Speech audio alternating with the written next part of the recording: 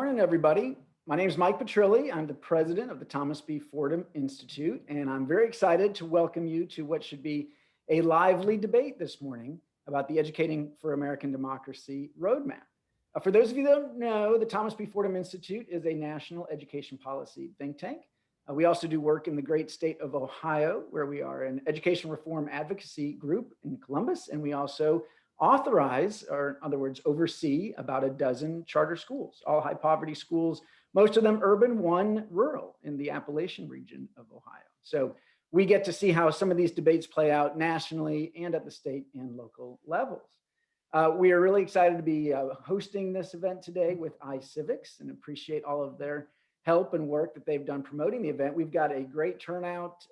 We're expecting over 500, maybe as many as 800 of you tuning in this morning, and we're super excited. I want to thank you. Many of you at our request suggested questions for today's debate and comments. Over 200 of those came in. And again, really good stuff. I've tried my best as the moderator to incorporate those into some of the questions we have, and we'll be sure to get to them. We'll also be able to take a look at the Q&A that should be there in your Zoom interface so that you can add some more questions as we go. Needless to say, this topic about how to teach U.S. history and civics in American schools is getting a lot of attention right now. What with the backlash to critical race theory and on the heels of controversies over the 1619 Project, President Trump's 1776 Commission, and more. And look, it's easy to be depressed about this debate, yet another culture war at a time when it feels like we have too many already. And it can feel like sometimes maybe we're going to be heading towards a version of red history in civics for Republican states and blue history in civics for the Democratic states. I think many of us, and certainly I for one, remain hopeful that there's more common ground than that, that we can figure out a way to teach young Americans about this heritage that they have in our civic institutions and our history in a way that does not polarize, but brings us together, while of course allowing plenty of room to have all of the conversations we have to have about the debates in American history and civics, about the dark chapters in our history, and on and on. Now, finding that common ground was one of the key goals of the Educating for American Democracy project and roadmap. And today's debate is really to discuss whether the drafters of that roadmap did indeed find that common ground, or whether it is skewed one way or the other. And that is what we're going to get into. So with that, really the main event here is to get to our debaters, our panelists, and it's their show. So let me quickly introduce them and then we'll get started. So first of all, Danielle Allen is the James Bryant Conant University Professor at Harvard University. She's a political philosopher and public policy expert who focuses on democracy, innovation, public health and health equity, justice reform, education, and political economy. She also directs the Democratic Knowledge Project. And her books include Our Declaration, a reading of the Declaration of Independence in Defense of Equality, Cuz, An American Tragedy, and Talking to Strangers, Anxieties of Citizenship Since Brown versus Board of Education. And she was one of the principal investigators who led the Educating for American Democracy project. And second, we have Mark Bauerlein, who's the Emeritus Professor of English at Emory University and an editor at First Things magazine. His books include Literary Criticism and Autopsy, Negrophobia, A Race Riot in Atlanta, 1906, and The Dumbest Generation, How the Digital Age Stupefies Young Americans and Jeopardizes Our Future, AKA Don't Trust Anyone Under 30. He has written several articles critical of the Educating for American Democracy roadmap. We're going to start with a 5-minute overview of that roadmap from Danielle, and then we're going to get into the debate. And again, please add those questions as you've got them in the Q&A. Danielle, over to you. Terrific. Thank you so much, Mike. Really appreciate it. Very grateful to the Fordham Institute for hosting this important conversation. The Educating for American Democracy roadmap was released in early March. It was the product of several years of work, about 2 years worth of work by a network of around 300 scholars, educators, practitioners, families, and students also participated in the conversation. The project was sponsored by the National Endowment for the Humanities and the US Department of Education. The leading organizations included iCivics, Harvard, which is my own organization, Tufts, and Arizona State University. And as we did this work, our goal was to provide a framework with the whole country in mind for rebuilding excellence in history and civic learning for all learners K through 12. So what exactly is in this roadmap? The first and most important thing to say about it is that it offers an inquiry framework for history and civic learning. It's a review of the questions that all learners K through 12 should have the chance to encounter as they work to bring together historical understanding, so narratives about the past, and civics understanding, concepts about our government, our institutions, the philosophical foundations of democracy, questions of rights and responsibilities. So we're bringing those two disciplines together.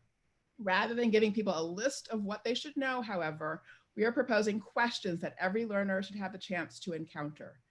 Now, those questions are structured in the set of 7 themes, and there are grade band levels in each theme. I want to go ahead and just name those themes because it's important to understand what they are to see what the focus is of the questions. Civic participation is theme number 1. What is it? Why do we value it? Our changing landscapes. How is it that the geography of this country has changed over time, our borders and our boundaries? How have we come to be? We the people, how did the multitude of us from so many different places and kinds of origins come to form a single political people? What is a political people anyway? Why do we say that democracy is of, by, and for the people? What kind of concept is that? The fourth theme rather, is new government and constitution. That's the theme about the founding period, the founding era, founding institutions and documents, and how exactly our constitution came to exist, what its content and meaning is, the nature of the revolution, so forth. Then the fifth theme is institutional and social transformations. And then a question, a series of refoundings. How do we think about change over time? This country has not stood still. Much has changed. Significant things have changed. When and where does a change add up to a refounding? How do we even think about what a founding is in the first place? Again, notice the question marks all the way through here. The point is to encourage reflection, debate, inquiry, thinking for ourselves, independence of thought.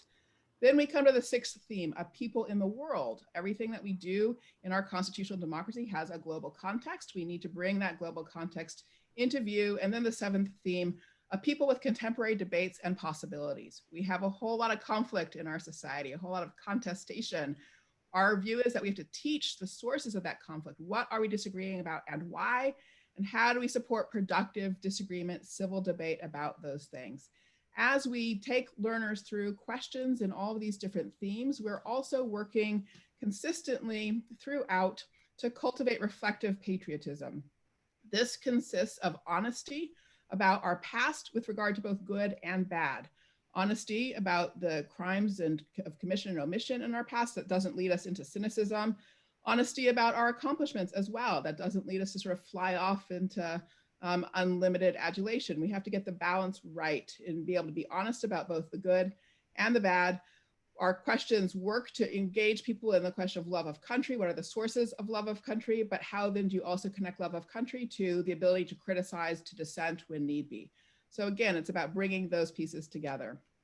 In addition to tracing the arc of developmentally important content, the roadmap recommends approaches to learning that inspire students to want to become involved in their constitutional democracy and to help sustain a republic. Approaches that tell a full and complete narrative of America's plural yet shared story. Approaches that celebrate the healthy compromises needed to make our constitutional democracy work.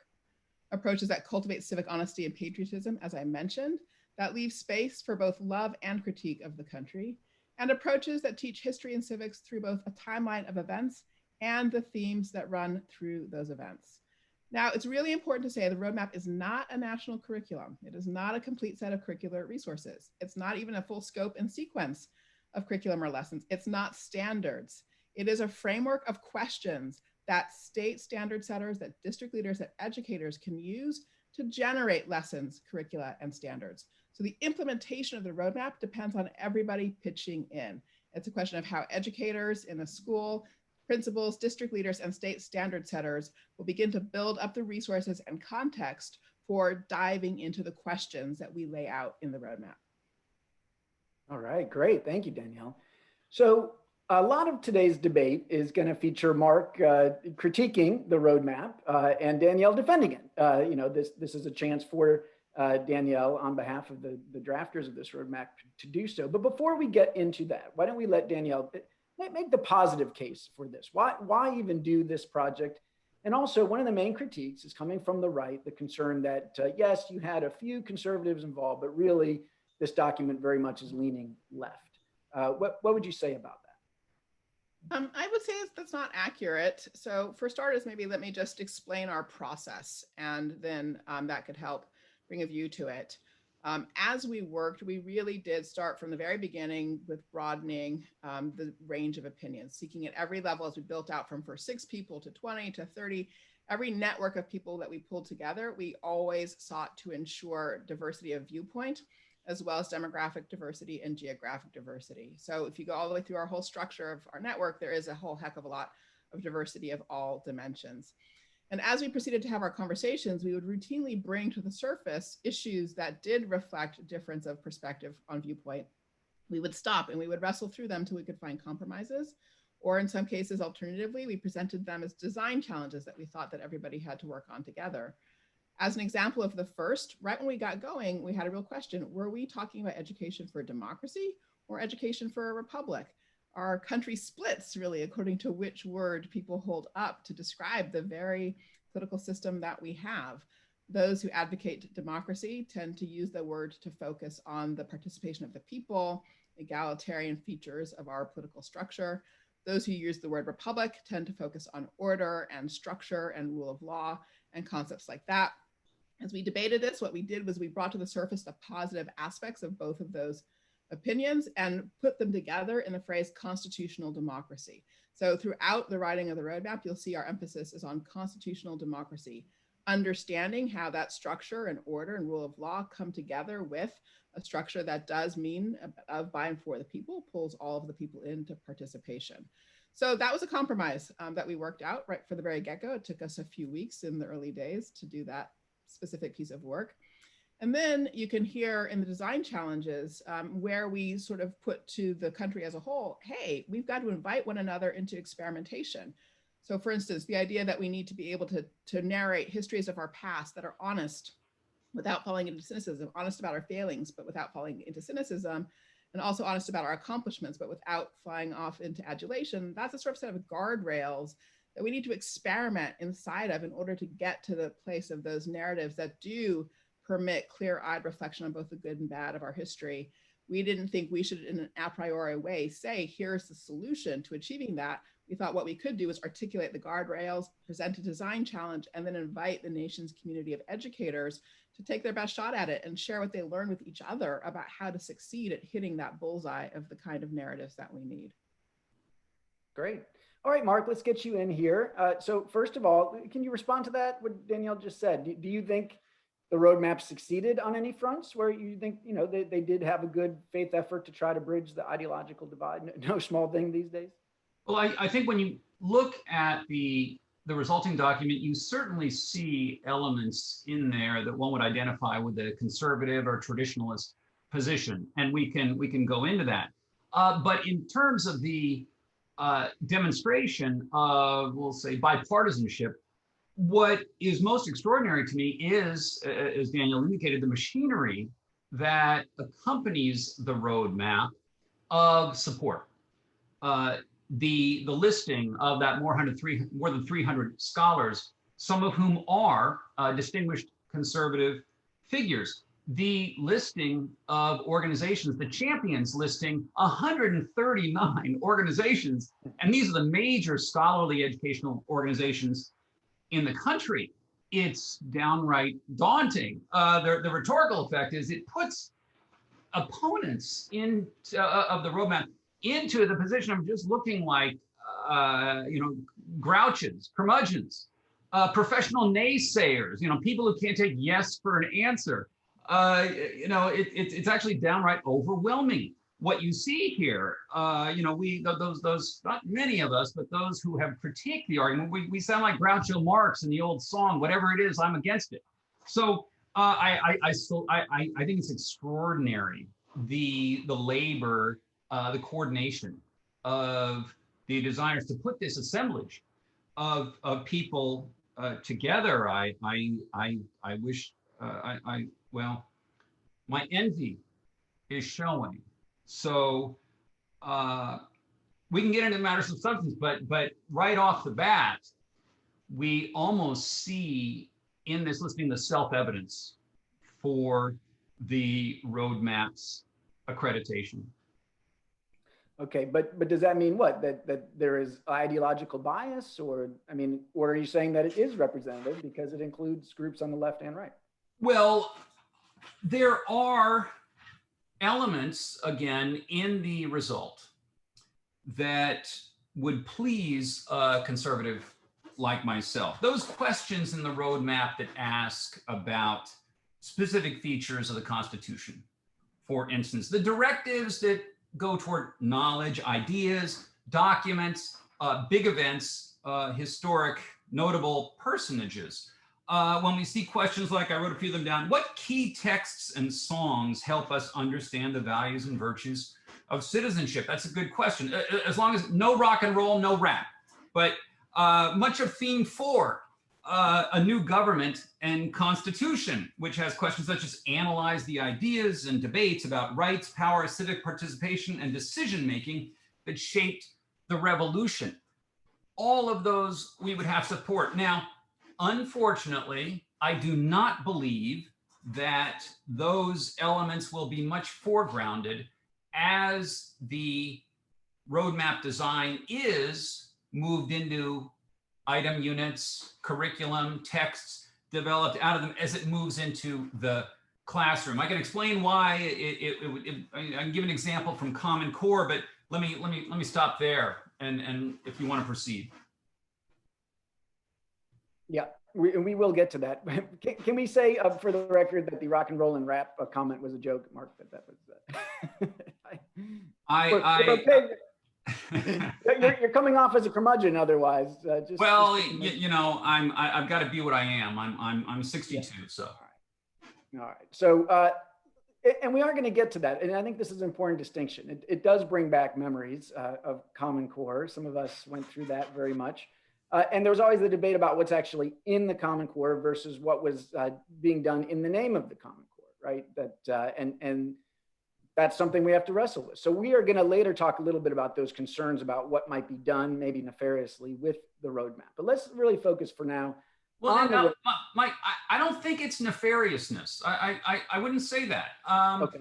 It's really a matter of here the orientation of those teachers, curriculum administrators who will look at the roadmap and draw certain implications from it. So I don't want to talk about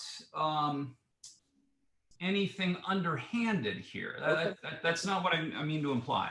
All right. No, that's a good. Can I jump in on this, Please. Mike? Would that be all right? Yeah. I think what Mark is getting at is that we have a diverse society. We just do. We all have to accept that. I mean, if we think we're fighting because we disagree, right? That in itself is an indication of our extraordinary diversity. And that is true as well with regard to how we think about education across the country.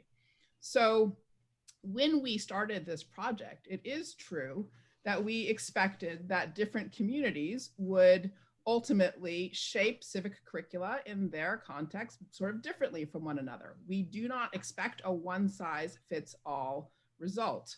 However, our view was that if we could gather around the same table of a set of shared questions, we would at least be in the same conversation, and that would be a starting point for starting to bring us back together.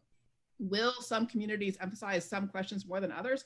I think that's inevitable just because of the breadth and diversity of our country. However, can we build a community of practice that pulls all those diverse educators together and that makes sure that they have a chance to reflect together on success across the whole breadth of questions? Yes, we can. In that regard, what this roadmap does is provide an opportunity for a new kind of organizational practice, collaboration across our difference, where we can lift up what we're doing, share it with each other, and make sure everybody's exposed to the full array of work. certainly as we work on implementation, we are seeking to support projects that really help people elevate all of the themes and questions in the roadmap. That means, yes, we are certainly working to have everybody elevate questions about the Constitution. There are also questions in the roadmap about hard histories and the sort of theme of how we teach the hard histories of racism and or race rather, and enslavement and inequality and the like. And so in that regard, you know, I think there are people on the left who would say, isn't this roadmap a kind of nefarious cover for people never actually teaching enslavement because they could just sort of disregard those questions? And I think the answer to them is the same as that sort of answer in your direction. You know, no, I mean, we can't at the end of the day ensure that absolutely every single person teaches absolutely everything that's here. But what we can do is build a community of practice that does insist that this full set of questions about the Constitution, also about hard histories, comes together for shared inquiry. All right, well, let's dive into that. Mark, in your writing, you've argued that the roadmap, quote, relentlessly focuses on group identity, access and exclusion, agency and dissent, and diversity. So what is the evidence for that claim, that it's a relentless focus? And just try to help to explain, especially to folks on the left, why is it that you and some other conservatives find that emphasis so problematic? Sure. I could talk a little bit about that, the idea of refoundings here, but we'll come back to that, Mark. We'll get back to the refoundings. I'll jump into the group identity focus. If we look at the roadmap, we see these questions that hit kindergarten, first graders. What groups am I part of? How do I know I am part of a group? What are my responsibilities to my group? What are others' responsibilities to me? Now, I find this question inappropriate in several ways. One, I don't think that 7-year-olds have the mental equipment to start reflecting upon their group identity. That the public school classroom also mixes all different kinds of people together. We're not in a Sunday school classroom where people are voluntarily putting their children into a single group identity orientation. It also asks students to think of themselves in group terms that then develops over the course of the roadmap, and that as we move forward, the group identity focus continues. And it is usually the marginalized group, the disenfranchised group, the excluded group. I wrote down a series of assertions, positions of disempowerment. Those without full political rights, those long been denied justice. Who loses when a country expands? Why does marginalization happen? Groups without formal decision-making power. There are many more. When you add those up, I see a plot a literary plot, a narrative develops, and it says the story of America, the central story of America is of suppressed groups claiming their rights, suppressed groups denied earlier through protest activity, dissidents, and legislation, obtaining those rights. And the frame here is, again, a progressivist frame. Now, I have no desire to overlook that story. As you mentioned my book, Negrophobia. I spent 3 years in archives in Atlanta and Washington, D.C. and New York City, going over court documents, city council records, all the newspapers, black and white newspapers, reading white supremacist tracts, the novels of Thomas Dixon, the journalism of Tom Watson, legislation about lynching, legislation about disfranchisement going on, to put together an hour-by-hour account of an episode of white supremacy and white violence. When that book came out in 2001, it made kind of a local splash. Educators in Georgia, it was the first book account of what happened. Educators in Georgia developed item units on the riot and put them into the Georgia history curriculum. It altered social studies in the state afterwards. But that, and here's where I think Danielle and I don't disagree on the characterization.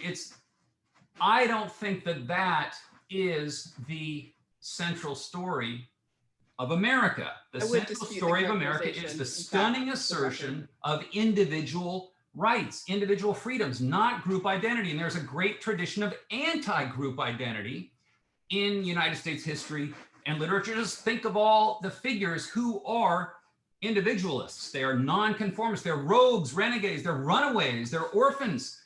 Ben Franklin, Emerson's self-reliance. Thoreau heading off to the woods and saying, "Leave me the hell alone." Emily Dickinson going up into her room and shutting the door.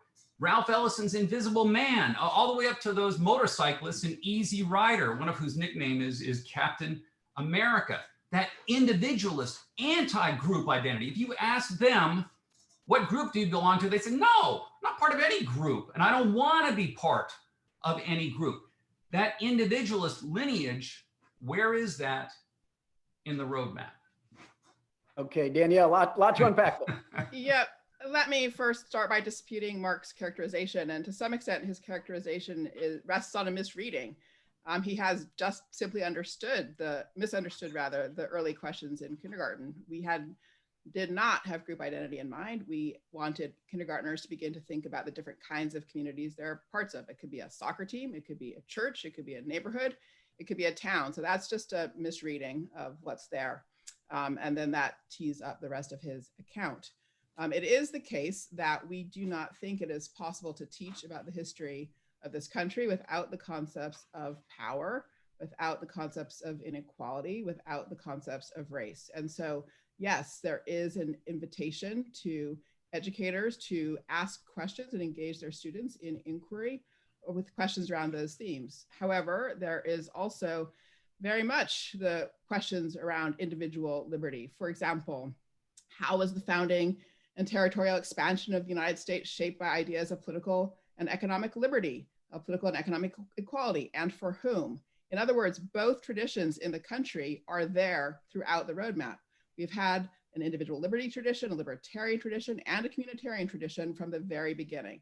Or the question, what are the costs and benefits, and how are these defined to different ideas of economic prosperity, liberty, and equality for different peoples within the United States? Or how have ideas about political, religious, and economic liberty and about race affected the shape of people's migrations over time? How do the principles of liberty and equality contribute to defining the American people? So the presence of liberty is also here throughout. However, if there is a narrative, to Mark's point, it is that the concepts of liberty and equality have always had a place in the meaning of America, and questions about both are woven all the way through the roadmap. So this gets at such the heart, not only about this debate, but the other larger debate going on in our country right now, right? About how we teach history. And Mark, tell me if this is right. I mean, a lot of folks on the right, for example, are concerned about the 1619 Project, not because it's teaching about slavery and the awful, awful story of slavery and then Jim Crow and how that has still reverberates today. It's the concern on the right is that it's presented as the story, the primary story, that white supremacy is the major theme in American history and continues today. I mean, is that fair? Is it a matter of focus? Because you would say, obviously, we have to teach what Danielle called the hard history, right? We have to talk about injustice and oppression and the role that racism played in that. We had chattel slavery, we had Jim Crow, right? I mean, so help us again understand, is it just a matter of focus?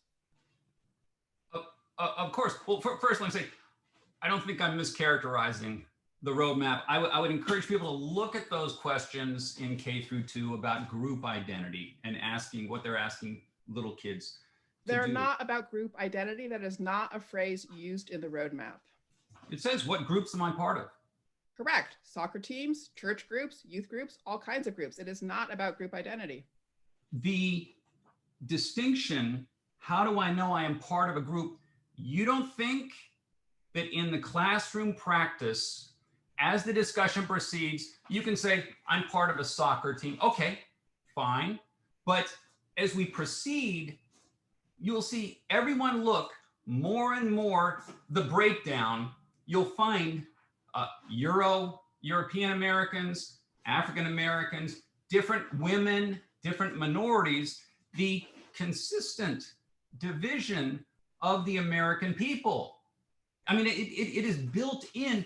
I am sure that in a discussion in second grade, when when group membership comes up, do you really think that demographic identity will not be part of the discussion?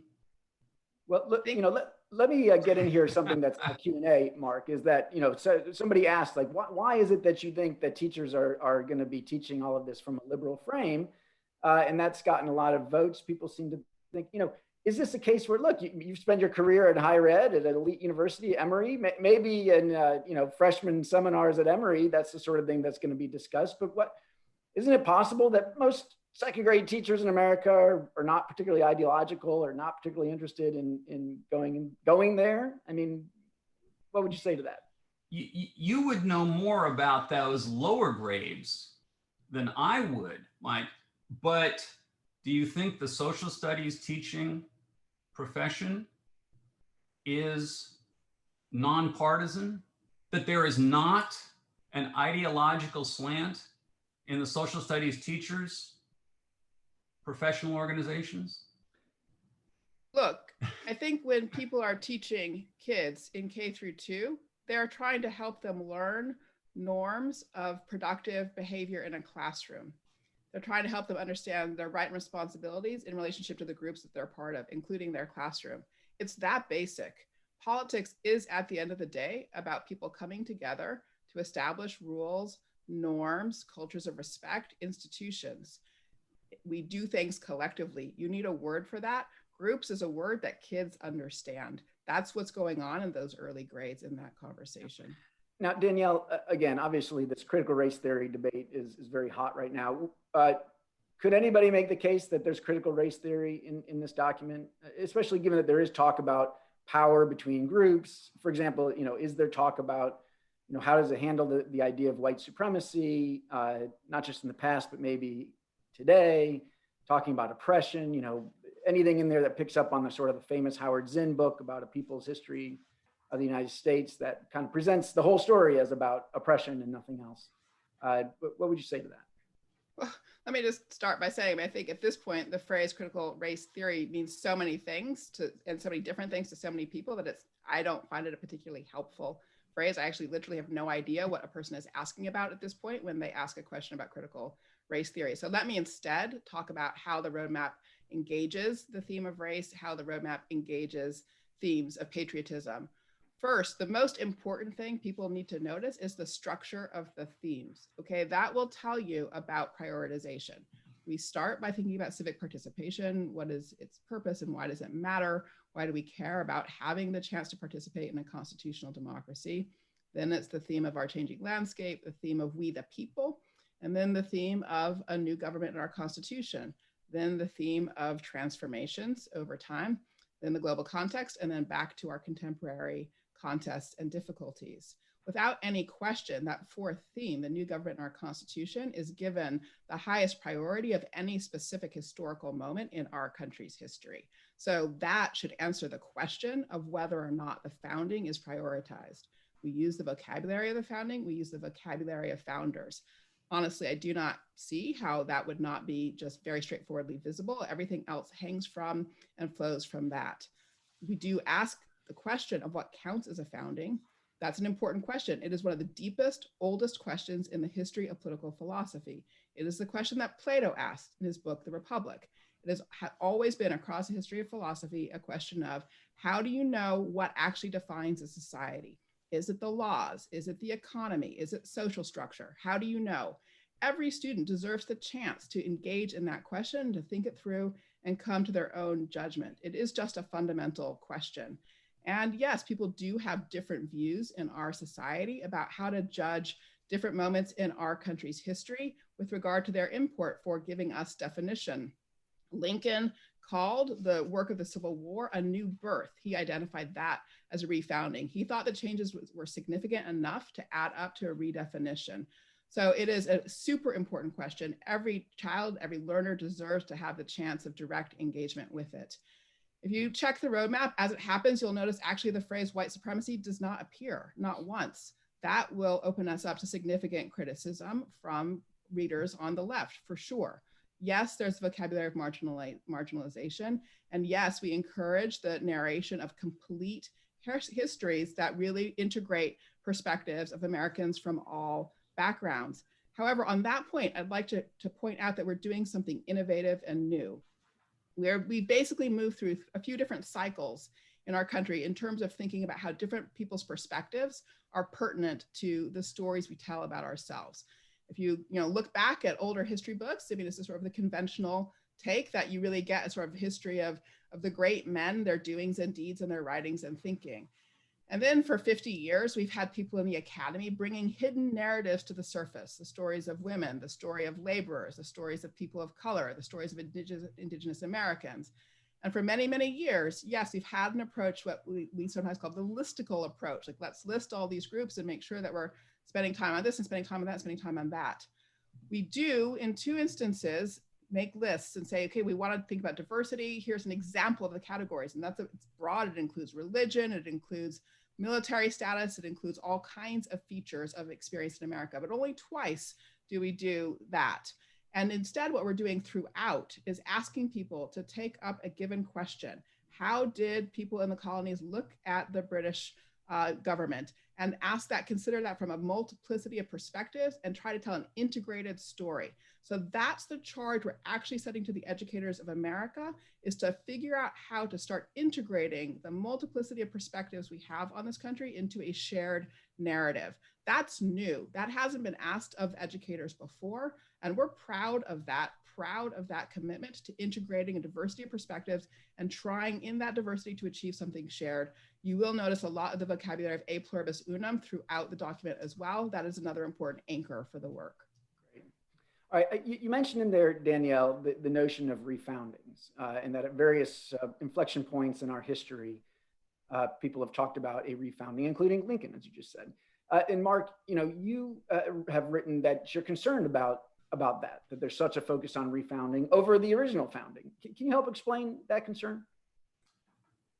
Well, again, a refounding is a change in law or civic understanding that is fundamental enough to count as a transformative supplement or renewal of the first founding. Now, given the miraculous nature of the founding, a conservative approach would be that we must be quite sparing and cautious about characterizing changes as refoundings, believing that each one, as they pile up, depletes the value of the original, and that the historical context within which the founding took place, it is extraordinary that it ever did take place. And it was understood to be an exceptional moment. And just ask Catholics in Maryland in 1789 what they thought of the First Amendment. And here's the problem. The roadmap has way too many refoundings. Perhaps the Civil War and Lincoln's reframing of the nation as a sacred union and going back to the Declaration before the Constitution, that may count as a refounding. And that's a live debate with Harry Jaffe and others. But when we have this as a refounding, we've gone too far. Did the 26th Amendment, giving 18-year-olds the right to vote, mark a kind of generational refounding? In 1972, we went from 21 down to 18. I regard that as a disaster, of course. Giving adolescents any political voice is a bad idea. I'd like to raise the voting age to 31. But apart from that, what these successive refoundings do is there's a purpose behind that. It is to transform the United States into an evolving polity, right? It is developing, and if you look at the roadmap, the evolutions flow in a progressive direction. Is there any hint in the roadmap that any of these putative refoundings were a terrible advent, that they have come at a great cost? Or is it that change is pretty much always good? So I have to say, Mark, you just gave a very good exhibit of the power of the roadmap. We do not define that moment of the change of the voting age as a refounding. We ask a question, is it? That question can be answered in any direction. You just offered one answer. Great. Now let's let others step up to the plate and offer their answers. We have a country that is rich and full of debate, and that debate achieves serious thinking for us about who we are and what we want to be. That's the purpose of the roadmap, is to inspire exactly those kinds of conversations. We ourselves do not, in fact, designate anything in particular as refounding. We point to the places where people are having debates. We bring those debates to the surface. We equip teachers and students to enter into those debates, just as you yourself just did. Every student should have the chance to enter in and offer an answer in the same way that you just did. Any response on that, Mark?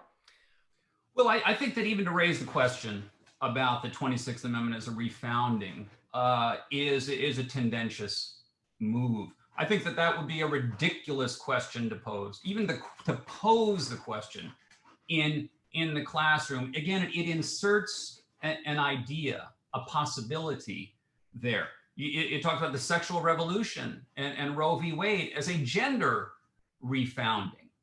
Again, the questions, the suppositional nature, I don't think that takes away from the suggestiveness of it.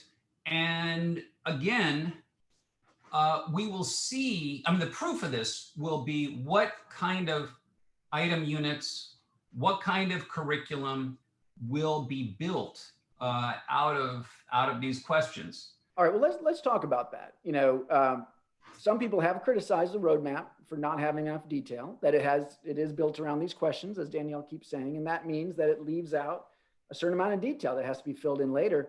You know, at the Thomas B. Fordham Institute just last week, we released a major review of the U.S. history and civic standards of all 50 states plus DC. Hope you can check that out.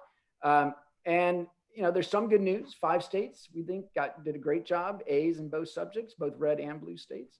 But 20 states got F's in both subjects. And those states, it was mostly, in most cases, just because they didn't have much detail. They, you know, clearly whoever got together to write these standards decided it would be easier to write at such a level of abstraction, not to get into these big, tough debates, and therefore not give any guidance to the curriculum writers and to the assessment writers and the like.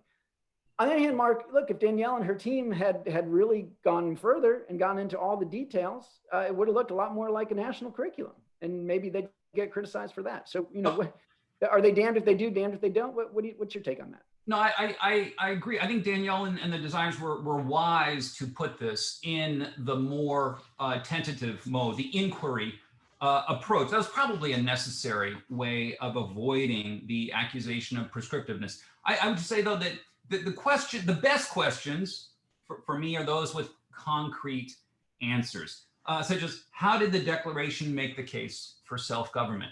Great question. I think when we drift into questions that get more speculative and controversial subjects, such as this one in elementary school, what constitutes a family, then we're going to get into trouble. Okay. Danielle, what do you say to teachers who look at this roadmap? Maybe they like a lot of what they see, but they're really confused. I'm like, well, what do I do with this? There's just not enough here to know what to teach in September. Well, it's true, we are making a big ask. And here is a place which is interesting to me. I think we spent a lot of time talking about the importance of self-government, of empowering local decision makers.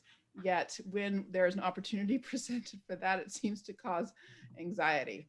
We're sort of hearing an anxiety, sort of desire for control, make sure we know how it will come out. And I think we need to accept actually not having control here. We need to accept a period of experimentation. And for me, it really is a question of, are we ready to experiment at the same thing? And to experiment at the same thing is to experiment at this work of simultaneously engaging in questions about constitutionalism, about philosophical foundations of democracy, and engage in integrating narratives from a diversity of perspectives in the country, engage in honesty about our hard histories. This is what we need to experiment in. So what do we tell educators? We say, well, start with what you're already teaching. Take a look at it, hold it up against the roadmap, and figure out which questions that are in the roadmap you're not addressing. So maybe you're not paying so much attention to constitutionalism. Maybe it's time for you to start bringing more of that in. Maybe you're not paying so much attention to the range of possible perspectives on our different historical moments. Maybe it's time to bring a little bit more of that in. But the really important thing, I think, is can we build a community of practice of educators from around the country working in very different social and cultural contexts who can understand themselves as part of a shared enterprise? That's the fundamental question. It's about what we people can do together and whether we can learn together in the process of trying to solve these hard problems. For me, that's what it all stands or falls on, whether we can build that community of practice of people working together despite differences of context and pre-existing prior perspectives. Okay. All right. Thanks. And Mark, my understanding is that you and some other conservatives are worried that as it moves into the implementation phase, a lot of the curriculum standards or the textbooks or the other materials are going to lean left. Is there anything that Danielle and her colleagues could do to keep that from happening? I mean, what kind of guardrails could be put in place to try to keep this still kind of down the middle? Well, I think the roadmap is going to move forward. The preparation, the support, it's done. And so the issue here again is implementation. What kind of curricular units will we see? Will we see educators taking the questions and again, moving them heavily in a progressivist direction? As I said, I think the plot of the roadmap encourages that. I would like to see that we not continue the language of honesty about crimes in the past. I think that this is a hazardous temptation, the assumption of present improvement over the past without acknowledging that there may be some ways in which we have lost some honesty at the current time. I mean, for every greater honesty about issues A and B we have at the present, I can find issues where we have greater dishonesty about issues C and D. And so I think just a more humility in the face of the past for 15 and 16-year-olds. I'm not talking about college and later, and even among educators. I mean, about teenagers who are learning about their country that they're so oriented toward presentist thinking that more humility toward the past makes them more amenable actually to learning. And part of that means we got to get more greatness into the curricular units that come out. You know, Danielle, when those of us that supported the Common Core were out there defending it, you know, in the early days, there started to be some pretty crazy stuff that people were doing and slapping the label Common Core on it. And we were in this we were stuck. We were like, that's not really Common Core, or that's, but it really did some damage. And if we had figured out a way to address the real concerns, there were some bad practices out there in a big country, 50 million kids, 3 million teachers, there's going to be bad practices. Somebody's going to take this roadmap and do something crazy with it, most likely, because again, we're just a huge country and that's how these things work. I mean, can you imagine finding some constructive ways to say, hey, that's really not in the spirit of the roadmap if somebody does something, especially ideologically too far, way left, way right. When we're talking about public school kids, we're all worried. We don't want anything that feels like we're indoctrinating public school kids. How do you think about that? Well, for starters, let me just respond to one thing that Mark said, just to sort of roll back the conversation a little bit. You'll remember that I said we needed honesty about the bad and the good. We needed honesty about the wrongs done, and we also need honesty about accomplishments and achievements. So I just wanted to, for the record, register that point. In terms of implementation, yes, I mean, it's a challenge. I think, so the Common Core, it's really important, that was the work of the National Governors Association. So tightly connected already to state structures for implementation and with a certain kind of responsibility for a sort of top-down effort to disseminate or control. This is not true for this effort. This effort is a civil society effort. It is a network of scholars and educators funded by the NEH and Department of Education, but not directly connected to governance structures. That just, that's an important thing to register. So what does that mean in terms of then how we support people maintaining a concept of the quality standards that are our aspiration? What we're working to do is try to start building some exemplary pilots, a small set, not a gigantic set, of exemplary pilots around the country that we can point to and say, look, this is what we are looking for. And as we do that work, we'll be working on self-evaluation and development of rubrics in a variety of ways of laying out what counts as success or not.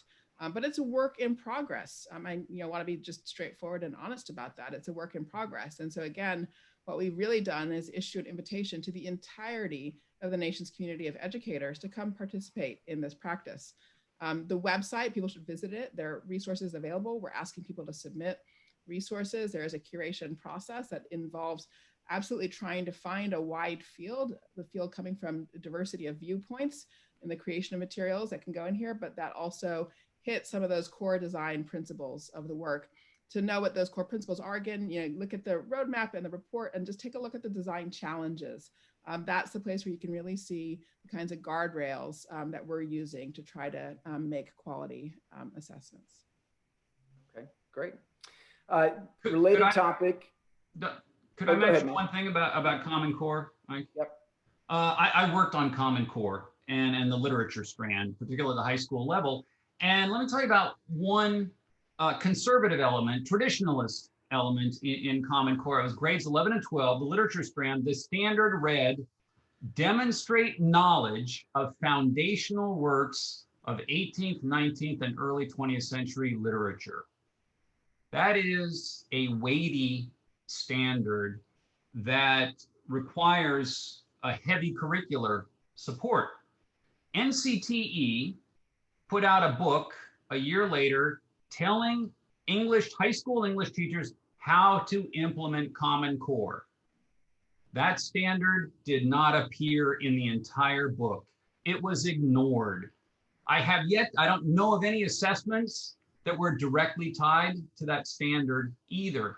This is my fear, that the traditionalist elements in the roadmap are just going to be ignored. It happened in Common Core. The appendices of Common Core were fantastic. Several states approved the Common Core standards and did not approve the appendices. So what we need to do is, Danielle mentioned the pilots. Let's look at those. And let's see if the pilots retain those, I don't want to say balanced. I mean, just a plurality of perspectives. Put it that way. Right. No, so that's a really important point, that things can be done, crazy things can be done in the name of the roadmap. That's one problem. The other problem is the picking and choosing, the cherry picking. And that's something to watch out for as well. All right, I'm going to give you guys a chance to finish up in just a few minutes. We're almost at the end of our time. But first, one quick question. We've talked about instructional materials. There is a bill floating through Congress to put $1 billion into the teaching of civics, to provide some federal resources for some of this kind of work in the instructional materials. It has gotten caught up in these current debates as well. Danielle, I mean, is this something still worth supporting? Do you think we can get this right? I have to take off my EAD hat for this question because EAD is not involved in the bill. Okay, so the EAD, we really focused on content and instructional strategy. It's a teacher's document of by and for teachers, basically. So speaking as a personal matter, I do think the bill would be useful and helpful. I do think we need investment in civic education and learning, and that we need investment at the scale that the federal government can support. That said, I do bring a principle that I call collaborative federalism to my view about how federal legislation can be helpful.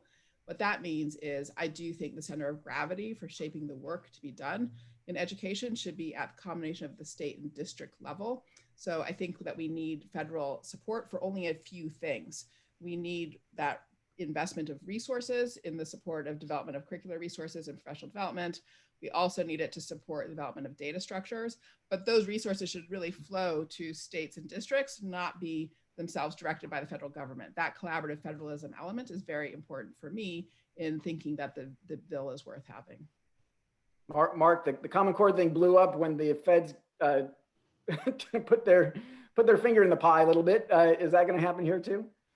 Well, the legislation, the Cornyn-Coons bill, again, as a conservative, I look at one element of the bill, for instance, the $150 million per year to go to schools of education. And that'll be probably a competitive process. And that means that the elite schools will probably get a good chunk of that money. And I'm very happy to see, let's say, a good chunk going to some of the top ed schools like Teachers College at Columbia, because if they don't do that, Columbia can't put together civics education training for teachers, because Columbia's endowment is only $11.26 billion. I mean, where will they find the money without the federal government, without the taxpayers coming in to support Columbia University, putting civics together, and the other, elite schools doing it as well. And also, of course, giving $150 million to schools of education, which are so nonpartisan. I mean, they're 50-50 Republican Democrat registration on the faculty of schools of education. They're very open to conservative positions. Yes, that's good. All right. Thank you, Mark. All right. Well, it is time for our closing statements. So, Mark, why don't you go first? You've got 2 minutes, and let's get back to the roadmap. Civics is a different thing, right? It's different from chemistry because it's a relationship.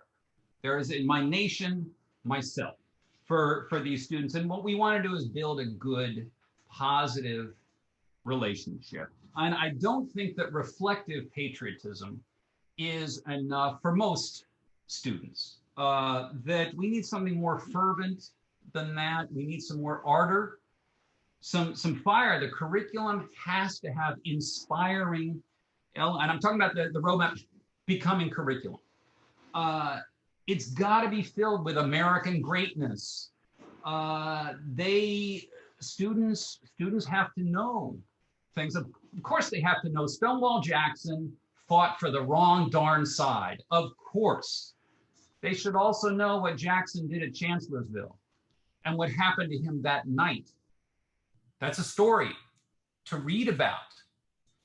Apart from the moral problems here, they need to read masterpieces of American literature and art. They need to know Emily Dickinson's verse. They need to know what happened to Malcolm Little in prison, which is one of the great conversion stories in all of American history and literature. That we got to inspire these kids to know more about their country. And that means, of course, the negative, of course.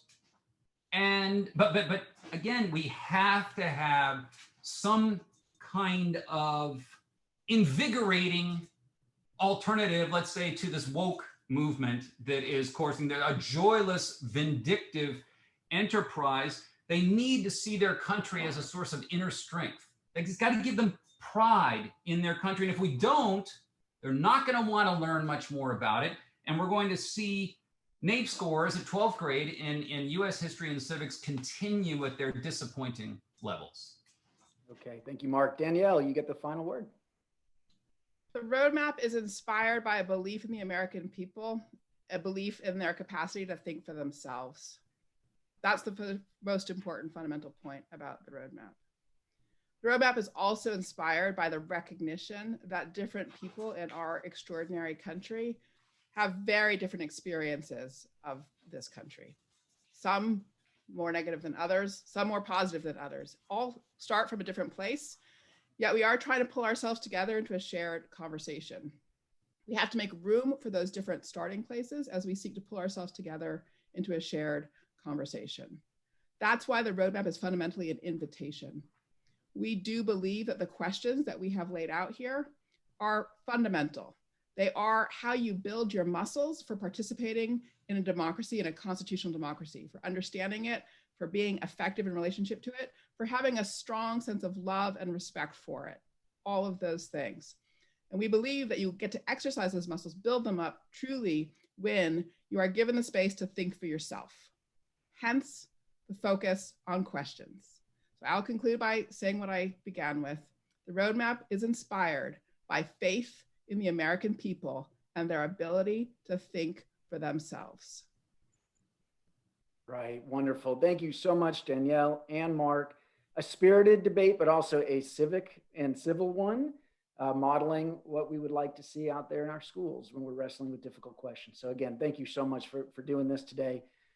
This video will be available on the Fordham Institute website, on our YouTube page. I hope you share it with your colleagues, folks. Thank you all for tuning in, for your great comments and questions.